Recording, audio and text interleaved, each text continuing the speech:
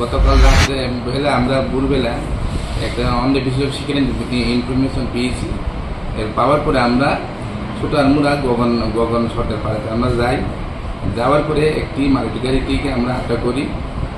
এরপরে সেখান থেকে আমরা তিনটি প্লাস্টিকের ড্রাম এবং আনুমানিক 120 কেজি গাঁজা ওই ড্রামের মধ্যে আমরা উদ্ধার করতে আমরা পেরেছি। স্যার, যার বাজার মূল্য আনুমানিক কত হতে পারে?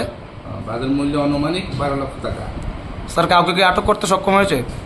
না, অ্যাকচুয়ালি আমরা এখানে আমরা আটক করতে সক্ষম হইনি।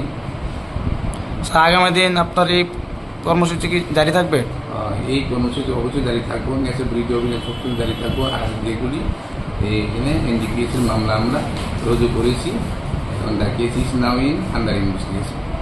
স্যার, আপনি কি দায়িত্ব রয়েছেন বিশ্রাম থানার? ওসি পদে কর্মরত আছি। আমার নাম হচ্ছে জিতে বর্মা।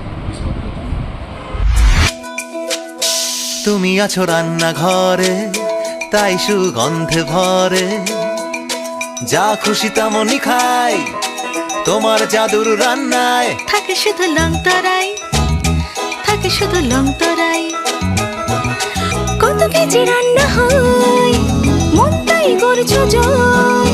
ভালোবেসে বলছি তাই, রান্নায় তোমাকে চাই। চাই শুধু লং তরাই, চাই শুধু লং তরাই। লং তরাই গুঁড়ো মশলা, রান্নায় তোমাকে চাই। চাই শুধু লং তরাই।